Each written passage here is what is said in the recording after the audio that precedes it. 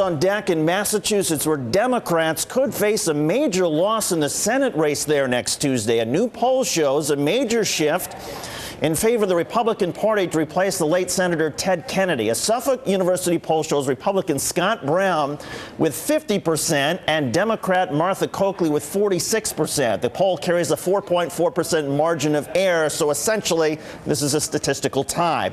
Adding to the drama, another poll shows the race the other way around. A Research Graphics poll shows Coakley at 49% and Brown at 41%, but that poll also has a 4-point margin of error.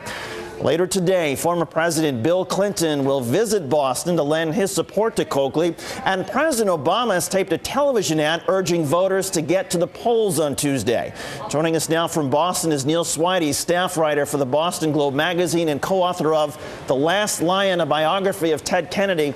Neil, why is Coakley having so many problems in a Democratic state like this? Well, David, we really have come full circle. In the summer, you remember we were talking about Ted Kennedy's seat, and all the eyes of the nation were on this seat. And then for a long period through the fall, no one cared about it. Even in Massachusetts, through the primary, it was very low turnout. And it seemed as though Martha Coakley had very little competition in the primary and thought she was going to essentially have a cakewalk. And now here we are in days before the election. And again, the nation is looking at this race, and Washington is very closely looking at the race. And in fact, the stakes are not just for Massachusetts, but there are some concerns in the Senate about whether they can get health care done in time before whoever wins this seat would actually take their seat in the Senate. And again, if Brown wins, the Democrats would lose their 60th vote to get a final vote on passage in the U.S. Senate. And Brown has set that up exactly that way. He's saying, I'm going to be the 41st vote. I'm going to be the person who will stop this health care plan from getting through. It's got a lot of flaws in it, he says, and I'm going to be the person to do that. And so he's attracted a lot of national attention and money to help him be that 41st vote. And so, again, the irony here, health care reform was the cause of Ted Kennedy's lifetime. And here we are talking on the eve of the election about whether his seat will figure into the blocking of this plan. And the Democratic mission right now to try to get Democrats out to the polls. Here's the television ad from President Obama urging people to turn out and vote for Coakley. Watch.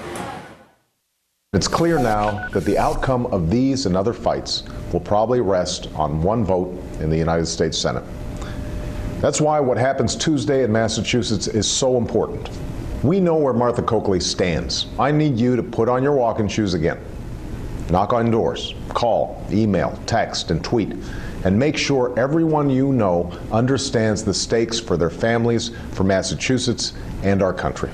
Neil Swidey, how do you think this thing's going to go on Tuesday? It's too close to call right now, as you've said. I mean, what the question is this the wake-up call Martha Coakley needed to really take this seriously and not assume that she's going to win and work hard for it? Massachusetts voters want to see their candidates work, like voters everywhere. And I think there was a distinct impression that they got that Martha Coakley didn't feel she needed to work for this. And the question is this a wake-up call for her in time? Neil Swidey, staff writer for the Boston Globe. Neil, thanks for joining us. Thanks, David.